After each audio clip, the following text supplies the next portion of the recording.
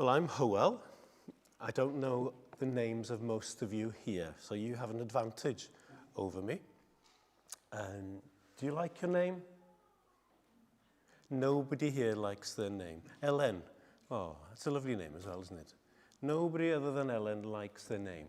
Well, we're going to look at a few verses today. This morning we had a broad sweep over the whole of Luke chapter 15, and we saw in there how Jesus wanted to emphasize those who have ears to hear, let them hear. And we looked at two different parties that were listening or not, as the case may be. Now, this evening, I'm going to center in on a few verses, and within those few verses, a phrase within one verse. So if you turn with me to Luke and chapter 11, and I'm going to read the first 6 verses.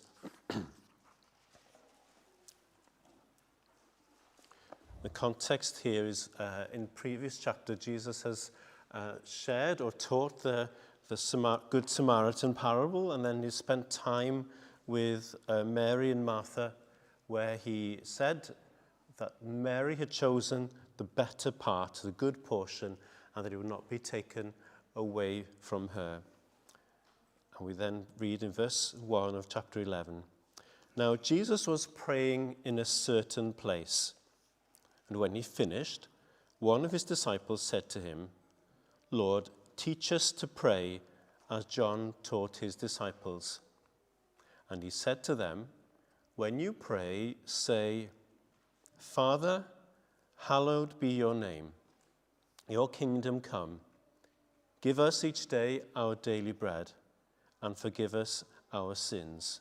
For we ourselves forgive everyone who is indebted to us, and lead us not into temptation.'" I will leave it there at the end of verse 4. And the phrase I want to home in on is, "Hallowed be your name." Hallowed be your name. Sancteiddio'r dy enw. I noticed in Alan's prayer, the words leapt out to me that he was saying very correctly that we cannot sanctify ourselves. How can we sanctify God? So there's a bit of a puzzle here, isn't there? Jesus is instructing his disciples to do something that on the first reading seems very difficult, if not impossible. How can I, if I cannot sanctify myself because I am already haloggetig, I'm already not unholy, put it that way. I've been sullied by this world, been sullied by my own sin and my own fallen nature. How can I possibly sanctify God? And yet here, having addressed God as Father, Jesus said, pray like this, "Hallowed, sanctified be your name." So a bit of a puzzler then, isn't it? And yet it's so familiar, maybe we haven't stopped to think about it in that regard. So I want to look a little bit at what this hallowed means, or sanctified, I think is an easier, better word, more accessible to us. Otherwise we might be thinking of Harry Potter and some strange scenes in books and films. Sanctified. What does that mean? And why his name? And then we'll see some of the practical outworkings of this. So, quite simply, even though it's a very spiritual word, and as we read in the psalm, there's something very powerful and very, in a sense, scary about God being holy. And lots of the stories and pictures that we have in the scripture, particularly the theophanies, when heaven seems to open and we have a glimpse of heaven, or we have a glimpse of God in his nature, the Mount of Transfiguration, Book of Revelation. When God's holiness is manifested or made known, there's a moment, isn't there? There's a shock and awe that happens.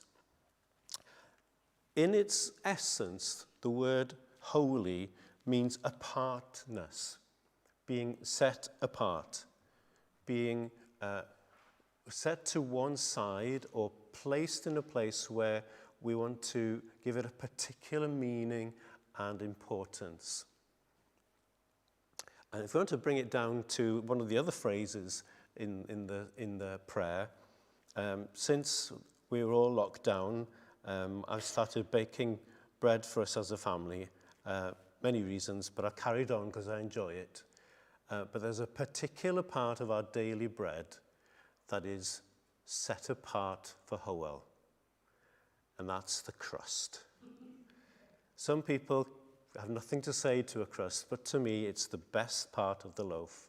So if I come down in the morning and somebody just sliced off the tiniest skin off the bread,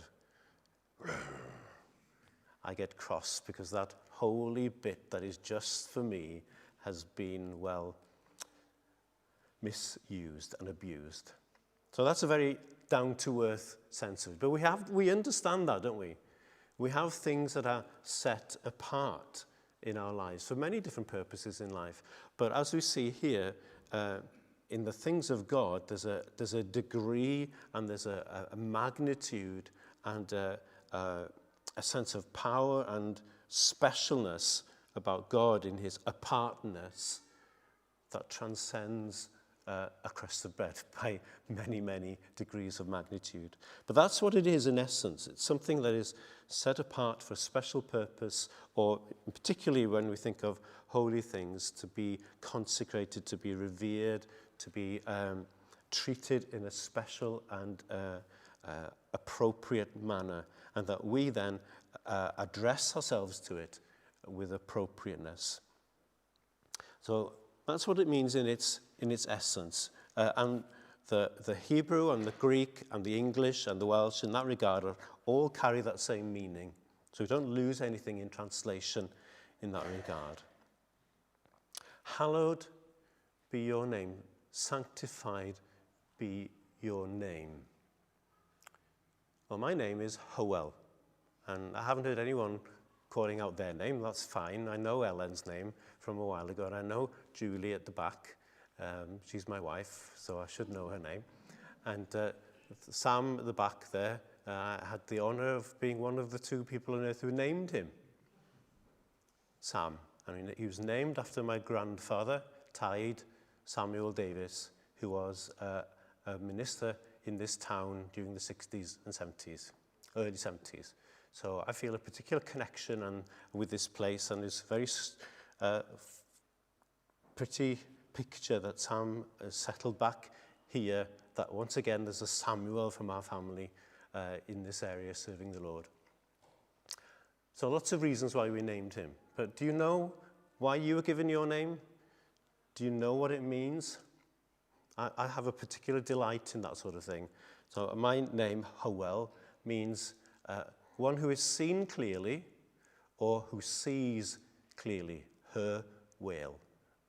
Or super sight, or super seen, or if you want to use a proper word, eminent. Well, I don't think I'm eminent, so maybe I see some things clearly. I'm the one they turn to in our family to find things. There we go. I see things. What does your name mean? And what does it mean in this regard to sanctify his name? Because that's the key to understanding and unlocking what Jesus asks us to pray here.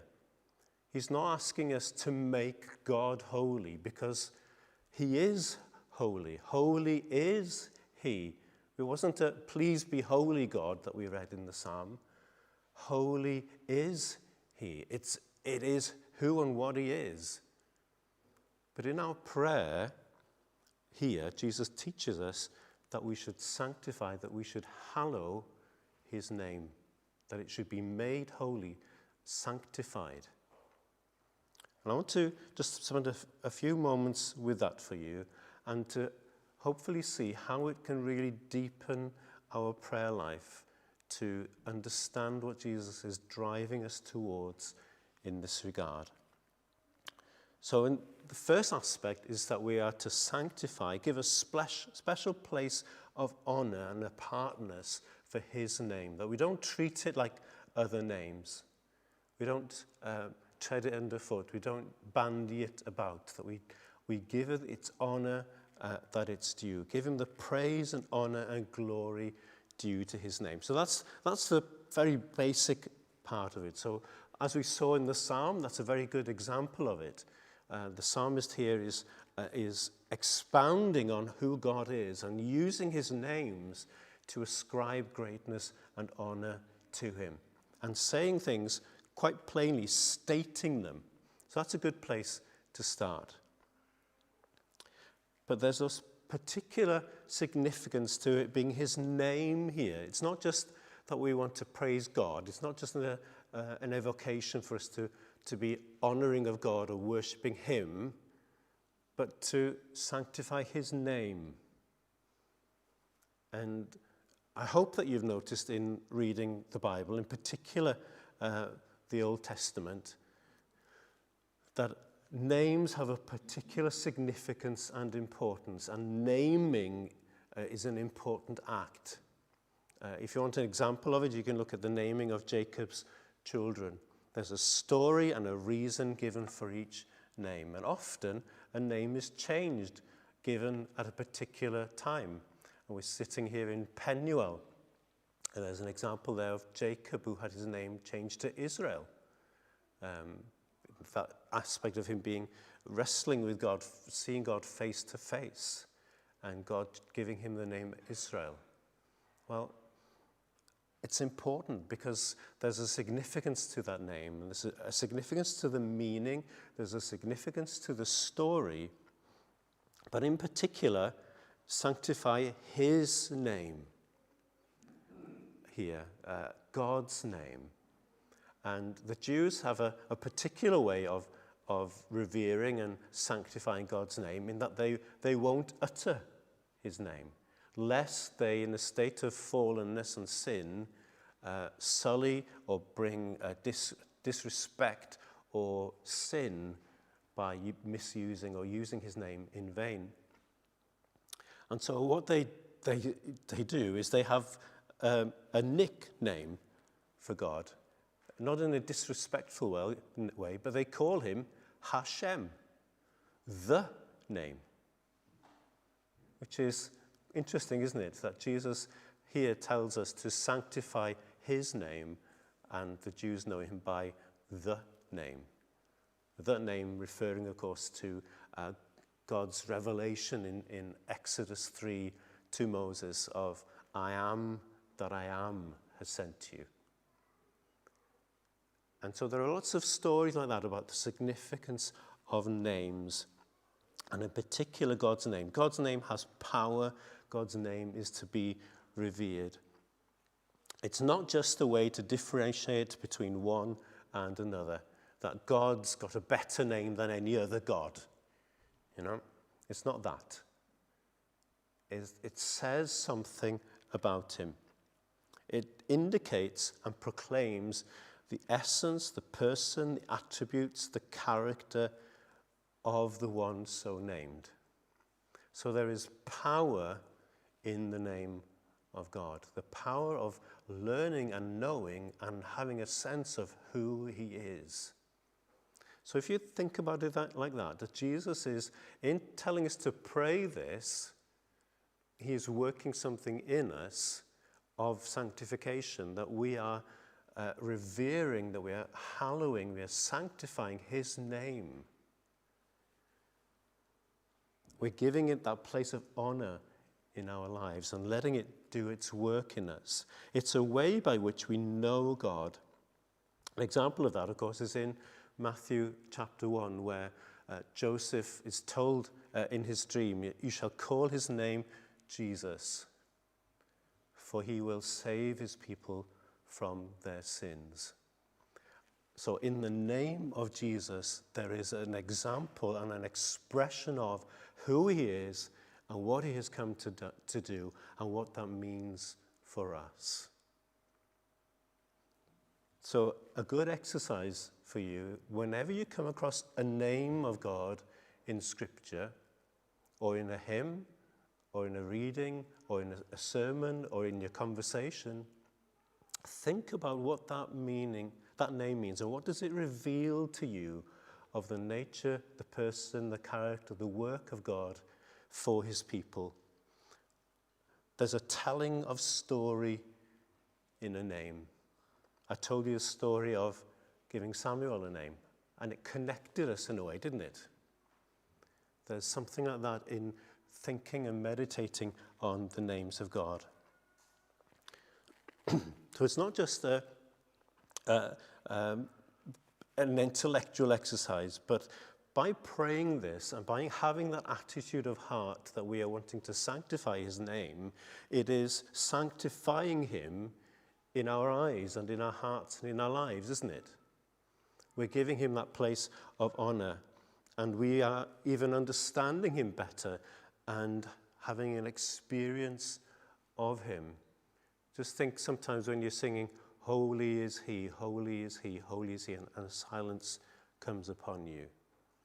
There's a sense of his presence and an experience of him in that uttering of that character and attribute of God. So not just a praise phrase, and not just an attitude and a model of prayer. It is a powerful, just in its expression, in declaring in a holy and special way, a revered way, the name of God, which is very counterculture to today, isn't it? Proclaiming the wonders of his name before the heavens and the earth is affirming our belief in him. But it also, in Jesus placing this here, after we address him as Father, sanctifying his name, even though we've had that intimate experience and relationship with him as Father, we are still to revere and set apart his name as holy.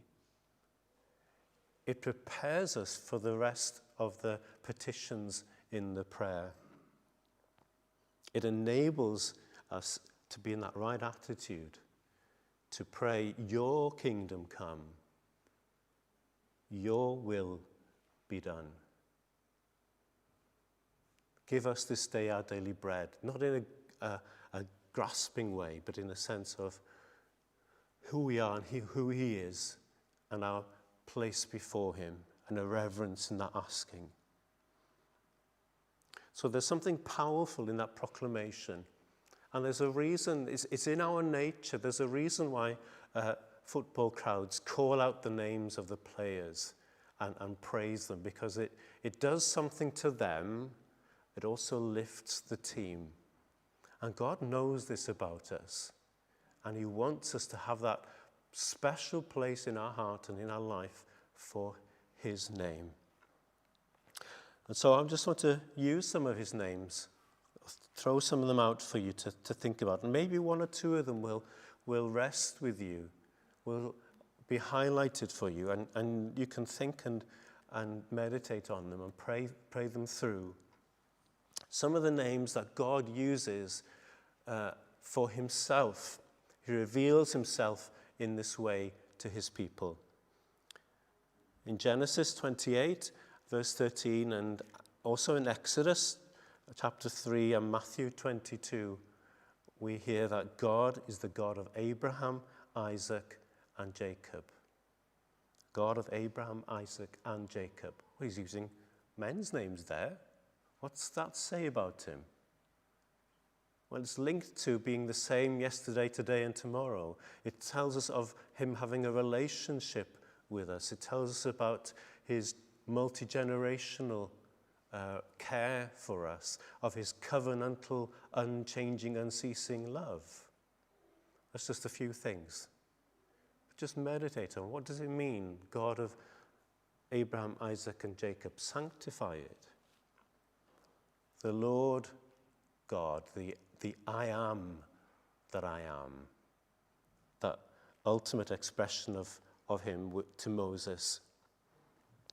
That name used through the scripture where we see L-O-R-D in capital letters. It's where the word for I am that I am has the vowels of Lord placed above it. And so we are to read, rather than his name, because it is holy, we are to read Lord. And it's the misunderstanding of that that led to Jehovah being used in a slightly misled way. Almighty. Is God almighty in your life? Is he almighty in your prayer?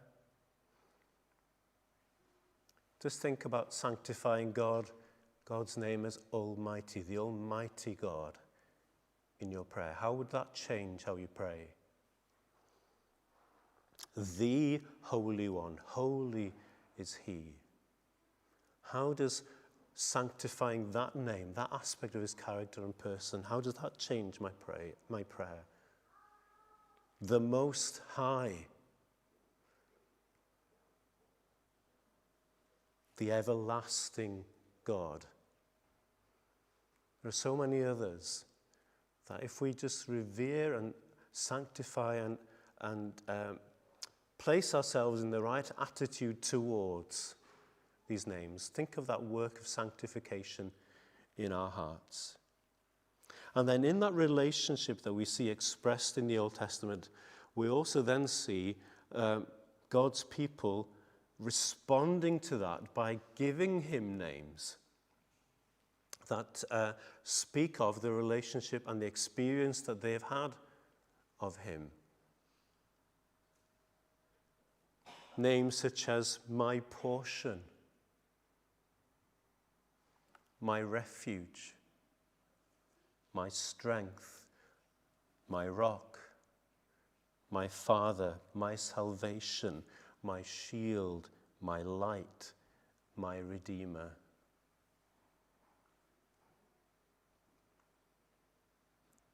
Meditate, sanctify these names in your heart in prayer. Spend time with them and think and let them do their work pressing on you and sanctifying you. Hallowed be your name. So that's the first aspect, that we sanctify his name heavenwards. But in that, there's a reflected glory that does its work in us. The second aspect of sanctified be your name, hallowed be your name, is in my life. Now there's a prayer, isn't there? As we come to the table in a few moments. May your name be sanctified in my life. I'm not just trying to do something in the heavenlies or something as a spiritual exercise and learning and growing as a disciple. Sanctify your name in my life. Like the coal from the altar in Isaiah, touching his lips.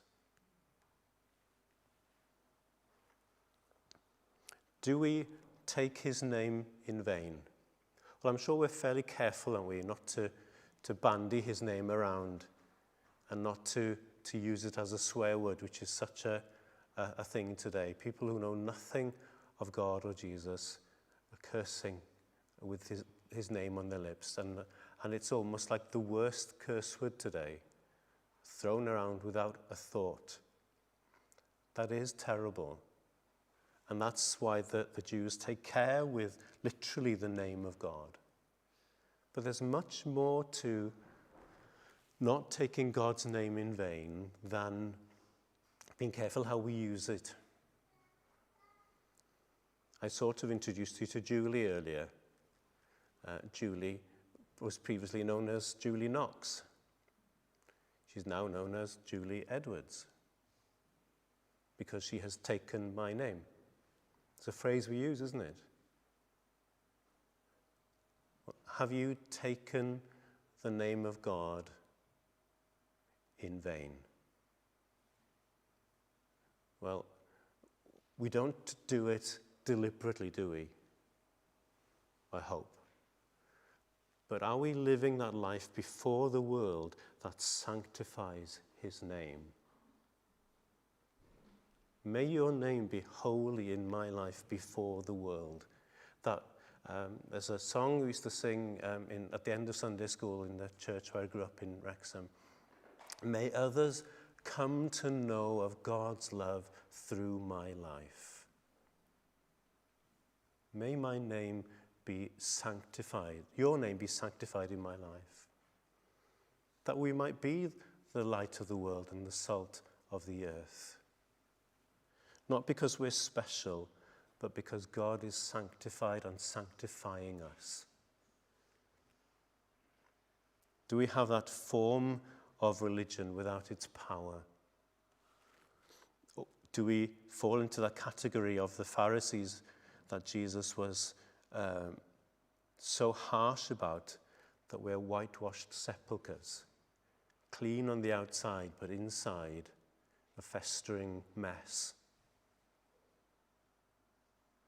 Sancteiddio'r dy enw, hallowed be your name, in and through my life. And then, thinking about how the prayer proceeds, there's that, your kingdom come, your will be done. Well, sanctify your name throughout the earth, that we proclaim his name through the earth, and we have that intercession for things in this life, in our world, in our immediate vicinity, that so need to have a sanctifying presence of God there. Well, this is a 3-word prayer that we could utter when we have no idea how to pray for a situation. Just have that in our hearts and pray, sanctified be your name, hallowed be your name, over and in that situation. And bring all of that which we've already discussed and thought about into that prayer, and give it a heave, as it were, in prayer. Moving on to, and in that place, your kingdom come, thy will be done on earth as it is in heaven. It just carries that sense of God coming in to that place. The highway of the King is being made plain, made straight. We're praying for that by sanctifying his name.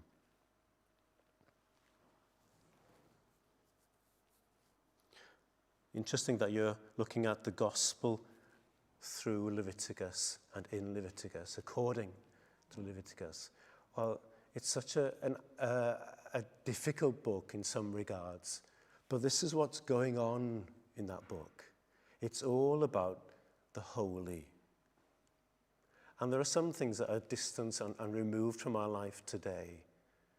But much of what is there, and in other aspects of the Torah, and in particular in Exodus and Numbers, it's about that sense of the holy and of the sense of how to preserve it, how to recover it when it is lost. So you might be trying to think, well, what does this have to say to us today? How do I apply Leviticus to my life? What does it mean? Well, it's about hallowed be your name. In the community, in my own home, in my personal life, in our life together as a fellowship, in our worship, all those different aspects, it's about that. Consecrated, sanctified. So there's an aspect of hallowed be your name that brings us to a place of repentance on our own part, and then repentance for the state of that situation that we're praying for. Like Nehemiah weeping and praying over Jerusalem. But also, just think of the blessing that comes by then proclaiming in a holy way God's name over Caerfyrddin, over Carmarthen, over the towns and villages surrounding, over that school, over that broken family. We don't always have to have the understanding of the situation. We don't have to have the ins and outs. I'm sharing this with you for prayer, and we get into the juicy details. We don't need all of that to sanctify his name over and in it and proclaim a blessing. Hallowed be thy name. Let us pray.